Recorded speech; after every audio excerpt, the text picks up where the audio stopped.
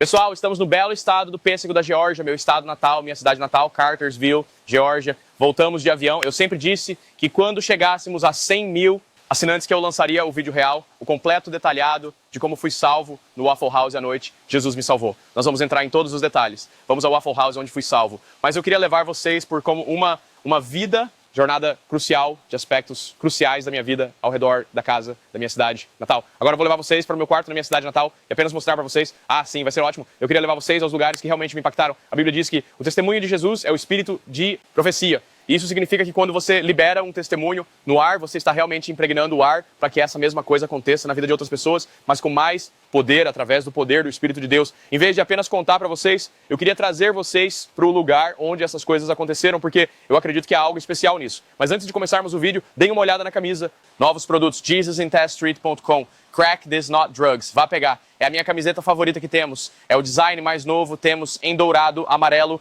e monção santa. Estamos no meio de uma tempestade com novos merchandise. Crack This Not Drugs, baby. Vá buscar em JesusInTestStreet.com antes que eu seja levado por este tornado agora. Então vá buscar JesusInTestStreet.com. Apoie a missão. Vamos dar uma olhada no quarto da minha infância e ver onde tudo aconteceu desde que eu nasci. Então estive nesta casa a vida toda. Eu sinto que quando você é jovem, só consegue se lembrar em uma certa quantidade de memórias, até uma certa idade. Então, como o pequeno bebê Bryce, só relaxando no balanço. Eu cresci nessa casa toda a minha vida. Eu cresci na igreja. No sul, eles chamam de cinturão da Bíblia. Se você conversar com a maioria das pessoas no sul, a maioria dirá que é cristã só porque vai à igreja. A igreja é algo grande no sul. E nós sempre íamos à igreja enquanto crescia. E então, por volta da sexta série, eu costumava jogar muito beisebol de viagem. Paramos de ir tanto à igreja por causa dos torneios. Então, quando parei de jogar tanto beisebol de viagem, já não estávamos indo à igreja. Então, paramos de ir à igreja. E eu diria que nessa época foi realmente quando cresci.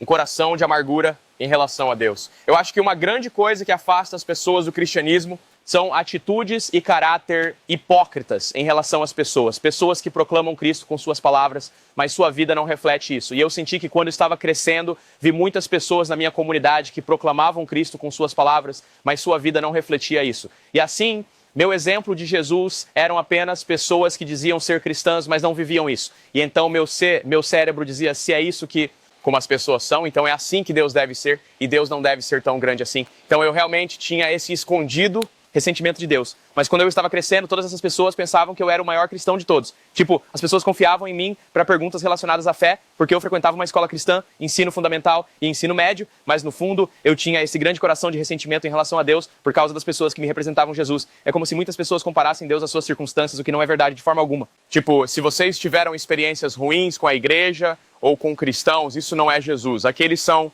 pessoas e as pessoas são pecadoras. E assim as pessoas podem representar mal Jesus para outras pessoas. E muitas pessoas comparam suas experiências com a igreja ou com as pessoas que alegam ser cristãs a Deus, e foi isso que eu fiz. Mas eu quero encorajar vocês, se quiserem conhecer o verdadeiro Jesus, não falem com pessoas que acham que conhecem Jesus. Se vocês quiserem saber quem Jesus é, vão até Jesus diretamente, porque a Bíblia diz, vocês me procurarão e me encontrarão quando me buscarem de todo o teu coração, em Jeremias 29, 13. E se você realmente quer conhecer o verdadeiro Jesus, não precisa perguntar a outras pessoas que você acha que conhecem Jesus. Você pode conhecer o homem por si mesmo, tendo um coração puro, coração de inocência e plenitude, e dizendo, Deus, eu realmente quero te encontrar agora. Eu preciso pegar uma água, cara, estou com muita sede. Você quer água? Sim, pode continuar filmando. Eu não me importo. Eu não sei porque minha família compra Dasani, cara. Tipo, Dasani é a pior água que você pode ter. Literalmente, minha namorada me enviou uma foto da escala de pH do dentista, e Dasani é literalmente a pior água que você pode beber. Felizmente, meu amigo bebe Essentia, que é uma das melhores. Aqui está sua água, por sinal. Obrigado. Este é o quarto de infância em que cresci. Este é realmente o primeiro lugar onde tive minha primeira batalha com algum tipo de vício ou algum tipo de luta contra o pecado. Qualquer pastor, pregador, cristão, qualquer pessoa que você veja na rua, eles já lutaram de alguma forma. Vivemos em um mundo pecaminoso, mas Jesus é a resposta. Ele é o autor e aperfeiçoador da nossa fé. Ele é a razão pela qual fui libertado e muitas outras pessoas foram libertadas. Mas eu quero mostrar para vocês este quarto. É como nada de loucura, provavelmente está bagunçado. Eu só venho aqui para tomar banho quando volto para casa. Venho de uma família caipira do campo. Então, por exemplo, meu avô construiu minha cama, ele construiu minha escrivaninha, raízes do sul, era assim mesmo. E direi que mesmo no meio do meu ressentimento e amargura em relação a Deus, meu avô, por parte de mãe, lado, e então a mãe do meu pai, minha avó por parte de pai, eles foram as maiores influências da minha fé mesmo, quando eu estava tendo dúvidas sobre Deus. Mesmo tendo esse ressentimento e amargura em relação a Deus, eu ainda estava curioso e tinha perguntas, e eu perguntava à minha avó e ao meu avô essas perguntas difíceis e complicadas, perguntas sobre Jesus, porque eu ainda estava curioso no final do dia. Bem aqui no meio da luta, eu tive muitos momentos em que eu gritava com Deus e xingava Deus e estava bravo com Ele, com essa raiva acumulada, ressentimento, porque eu tinha uma visão errada de Jesus na minha mente e não a realidade de quem Ele era, pois eu nunca fui a Ele para perguntar quem Ele era. Eu apenas olhava para a vida de outras pessoas e assumia que Deus não era verdadeiro e que Deus não me amava, porque todas essas outras pessoas que proclamavam Jesus com a boca, suas vidas não refletiam isso. A maneira como me tratavam não refletia isso. E então, essas influências, essas pessoas que tinham crise ou rótulo, me influenciaram de forma errada e eu tinha toda essa amargura em relação a Deus. Eu entrava no meu banheiro e olhava no espelho e literalmente chorava. Chorava algumas noites porque odiava como estava vivendo minha vida, odiava as coisas que estava fazendo lá no fundo. Lá no fundo, eu apenas sentia vergonha e culpa. E é por isso que eu disse antes, qualquer coisa que você deixa na escuridão, você dá licença a Satanás para usar contra você. E eu carregava toda essa vergonha e culpa comigo, e Satanás simplesmente me consumia. E eu vinha aqui, e eu chorava, e eu odiava como estava vivendo minha vida, e então eu voltava e fazia as mesmas coisas. E é porque eu não sabia, eu não conhecia outro jeito. Sexta série, sétima série, oitava série. Bryce não tinha outra maneira e não conhecia nada mais, e então eu apenas voltava para as mesmas lutas contra o pecado, porque eu tinha um buraco no meu coração, e era a única coisa que eu conhecia, e preenchia por um momento, mas assim que o momento passava, o vazio voltava e eu não sabia para onde ir, então eu continuava nessa luta. E então, quando cheguei ao ensino médio, meu pai tinha um escritório no nosso porão e eles mudaram para o meu quarto, porque nós pegamos um cachorro e eu dormia lá embaixo com o cachorro, mas vou levar vocês lá embaixo, porque é onde sinto que atingi o ponto mais baixo da minha fé e minha vida se desenvolveu. Então, este é o quarto em que cresci durante praticamente todo o meu ensino médio. Foi na oitava série que comecei a ter um grande espiral de ansiedade e depressão. Lembro-me da minha ansiedade e depressão ser como a maior doença incurável de todas, parecia. Parecia que esse foi o maior desafio que eu tive. E era uma batalha secreta, ninguém sabia.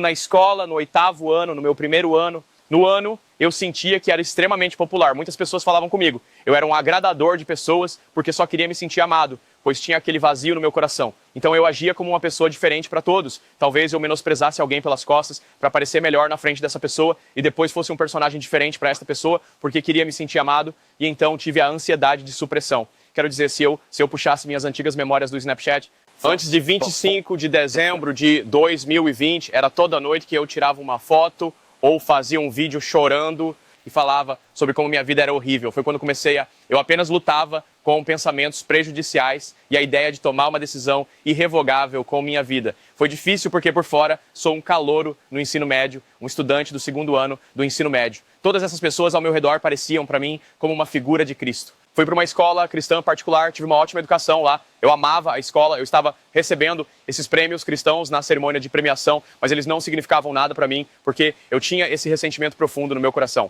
No meu primeiro e segundo ano do ensino médio, um dos meus avós pegou câncer. Quando ele teve câncer, toda a minha família, sem querer, parecia que colocou um peso nos meus ombros para, garantir que o vovô estivesse, firme sobre ir para o céu, sabe? Era como se não soubéssemos onde ele estava com Jesus, e eles ficavam dizendo, Bryce, você tem que falar com ele. Eu era próximo do meu avô, e eles diziam, você tem que garantir que ele conheça Jesus e o Evangelho. Visitar ele no hospital não era uma prioridade para mim, e compartilhar o Evangelho com ele não era uma prioridade para mim, porque eu não tinha um relacionamento pessoal com Jesus. Jesus não era importante para mim, então compartilhar o Evangelho não tinha efeito nenhum sobre mim. O peso do Evangelho não existia para mim. Eu continuava deixando isso de lado. E houve uma noite em que meu pai disse, ei, você quer vir visitar o Grande no hospital? E eu disse que não. Era para eu poder visitar o Grande e vê-lo, e eu ia contar para ele sobre Jesus e ver como ele estava. E naquela noite eu disse não. Foi a noite em que ele faleceu. Você quer falar sobre carregar vergonha e culpa? Mesmo que você tenha guardado ressentimento contra Deus, você sente que a eternidade de alguém foi sua culpa porque você não sabia onde eles estavam. Mesmo que eu não fosse um cristão na época, eu me culpava todas as noites. Eu só chorava e chorava e chorava porque pensei que o Grande não estava com Deus e que era minha culpa, mesmo tendo, naquele momento, ressentimento contra Deus. E eu me castigava por tanto tempo, em segredo, silenciosamente. E houve um dia em que terminei o treino de luta livre e estava chorando no meu carro depois, porque eu literalmente carrego esse peso todos os dias. E eu estava chorando e eu dizia, Deus, por que você deixaria isso acontecer? Por que poderia isso? E eu literalmente pensei ter ouvido uma voz audível no meu carro. Parecia audível e era apenas... Ele está bem, é tudo o que ouço. Então eu começo a surtar e ligo para minha avó e eu começo a pedir desculpas para ela. Esta é a avó, alguém que foi fundamental na minha jornada de fé quando eu odiava Deus, de quem eu estava falando. Ela foi uma grande influência na minha vida, mesmo que eu odiasse Deus na época. Ligado para ela e eu estava chorando e pedindo desculpas por não ter compartilhado o evangelho com o marido dela, o Grand, meu avô. Eu estava chorando e ela me disse que alguns dias antes de ele falecer, ela tinha passado um tempo compartilhando o evangelho com ele e que ele tinha entregado a vida a Jesus. Foi tão poderoso, pensando no peso que foi tirado dos meus ombros. Eu entrei no TikTok e eu fiz um vídeo falando sobre a experiência que tive e quando fui dormir, acordei na manhã seguinte. Pela manhã, 3 milhões de pessoas tinham visto o vídeo, 90 mil pessoas tinham me seguido no TikTok durante a noite e todos estavam me pressionando com perguntas sobre Deus e eu não sabia absolutamente nada, porque eu tinha todo esse conhecimento teórico, porque eu fui para uma escola cristã privada, eu tinha que fazer aulas de Bíblia, eu não tinha um relacionamento pessoal com Jesus, eu estava tão confuso e sobrecarregado. Tentei fingir por 2 semanas porque senti que era minha responsabilidade, pois não estava tentando viralizar. Não estava tentando fazer um vídeo porque queria obter algumas visualizações ou seguidores, eu estava apenas tentando compartilhar meu coração e essa experiência que tive. Nunca tinha tido uma experiência sobrenatural assim. E depois de 2 semanas, parei de falar sobre Deus. Tornei-me super egoísta após 2 semanas porque não tinha um relacionamento real com Jesus e isso desmoronou e o encontro não trouxe profundidade nenhuma para mim. Foi apenas um encontro com Jesus e foi quase como se levasse a um êxtase espiritual. E então, quando o sentimento foi embora, eu fiquei é isso, cansei disso, estou cansado disso. Eu estava tentando forçar algo que eu não tinha, porque sentia que as pessoas estavam colocando pressão em mim novamente pela salvação delas, e eu meio que estava entrando em uma espiral de, agora sou responsável pelas pessoas, as pessoas estão contando comigo. E então eu tive esse encontro. E então eu fiz aquele vídeo e tal, e então eu meio que voltei a viver minha vida e voltei à luta contra o pecado e a ansiedade e depressão. Mesmo após aquele encontro, minha vida desceu ainda mais e parecia que eu estava me tornando cada vez mais sem esperança. E mais sem esperança, e mais sem esperança. Isso levou a uma noite em que pensei que seria a minha última noite e vou levar vocês ao momento mais crucial da minha jornada de fé, em que, ao invés de tirar minha vida, entreguei minha vida a alguém que a queria. E este é o momento que eu nunca teria imaginado na minha mente que este lugar é assim. Eu nunca teria pensado que isso aconteceria. Waffle House tem que ser o lugar mais sagrado em que já pisei na minha vida e vou levar vocês ao Waffle House, ao exato assento que eu peguei salvo, certo, pessoal? Estou no Waffle House, onde rendi minha vida a Jesus há 3 anos, quase 4 anos. Foi 25 de dezembro de 2020, quando rendi minha vida a Jesus. Coloquei minha fé e confiança nele. O que estou prestes a falar, sinto que é algo com o qual nossa geração tem sido atormentada e lutado por muito tempo, problemas e dificuldades de saúde mental. E eu quero encorajar vocês, há uma saída e essa saída é Jesus. Então, indo para o 8º, 9º, 10º ano, depois daquele encontro que tive com Jesus, e então eu deixei isso de lado, estava voltando para a minha vida antiga, eu odiava meu ciclo de pecado no qual eu estava. Eu tinha essa batalha secreta de ansiedade e depressão, da qual eu simplesmente não conseguia me livrar, e havia noites em que eu contemplava a minha vida. No dia 25 de dezembro de 2020, pelo menos eu pensava que o dia 25 de dezembro de 2020 seria meu último dia. Eu tinha tido um dia terrível. A Waffle House sempre foi um dos meus restaurantes favoritos no planeta. Está aberto 24 horas por dia, 7 dias por semana. Se a Waffle House estiver fechada, isso significa, o fim do mundo. E está sempre aberta, e eu sabia que estava aberta no Natal. Eu tinha acabado de dizer aos meus pais que ia comer na Waffle House, mas na realidade, eu estava pensando que esse seria meu último refeição. Eu adoro a Waffle House. Ninguém sabia, eu basicamente tinha organizado tudo para que depois do Waffle House seria o fim, então haveria coisas deixadas para as pessoas que se importavam comigo. Entrei no Waffle House e estava completamente lotado lá dentro. Estou falando que o lugar estava agitado no Natal. Esta é a única coisa aberta e as pessoas estavam tentando conseguir comida e como eu vim sozinho, eu sabia que levaria um tempo para sentar, então perguntei a um cara qualquer, ei cara, se nós formos, um grupo de 2 pessoas, conseguiremos nos sentar mais rápido, eu pago a sua refeição. E ele estava na casa dos 30 e ele disse, sim, claro, Então eu entrei, nós nos sentamos naquela mesa ali, ele começa a despejar todos os problemas da vida dele em mim, tipo, começa a despejar tudo que ele está passando. Ele disse assim: minha esposa está se divorciando de mim, ela está levando meus filhos e está levando tudo isso, blá blá blá. E você tem que pensar, tipo, de onde eu estou vindo, sem relacionamento com Jesus, minha vida parece sem esperança e agora estou tentando fugir do meu problemas uma última vez. E eu tinha mais alguém despejando os problemas dele em mim. Tipo, foi horrível. E eu me lembro de meio que não prestar atenção nesse cara, só comendo meu waffle com gotas de chocolate, meu All-Star especial, meio nervoso. Você pode compensar o tempo perdido. Você pode corrigir seus erros se ficar com raiva de um irmão ou, sabe, disser algo que machuque alguém, mas você não pode corrigir este erro. Estou apenas pensando, não vejo a hora de sair daqui e acabar com isso. Enquanto ele continua apenas falando e eu não estou ouvindo, ele diz uma coisa que Deus usou para mudar o curso do meu destino. Esta única frase que este cara disse, nem sequer sobre Jesus, não disse nada sobre Deus. Ele estava falando sobre sua esposa, perdendo sua esposa para um divórcio, e ele diz: eu amo minha esposa e ela não sente o mesmo por mim. Não há crescimento em um relacionamento se o amor não é mútuo. E quando ele disse isso, foi como se todo o tempo parasse e por um segundo todo o conhecimento teórico que eu havia aprendido, qualquer coisa na aula de Bíblia, todos aqueles versículos que aprendi quando era criança, indo à escola bíblica de férias na igreja, pequenas coisas que eu tinha ouvido aqui e ali sobre Jesus, o verdadeiro Jesus, o tempo parou. E como um rolo de filme cinematográfico, passando pensamentos na minha cabeça, estou ouvindo versículos bíblicos que nunca li antes na minha vida, na minha mente. E estou finalmente ouvindo as palavras e a afirmação que eu procurei em meus vícios e nos meus ciclos de pecado, que me deixavam vazio toda vez que eu os praticava. A única coisa que eu nunca tinha experimentado era Jesus. E tudo o que ouço é: eu te amo e que eu realmente me importo com você. E estou sentado nessa cadeira do Waffle House com essas escrituras surgindo na minha mente e percebo que quando aquele cara disse: não há crescimento em um relacionamento se o amor não é mútuo, percebi que a única razão pela qual eu não tinha experimentado o amor de Deus foi que Ele realmente me ama. Eu apenas nunca me dei a oportunidade de amar Ele de volta. E muitas pessoas olham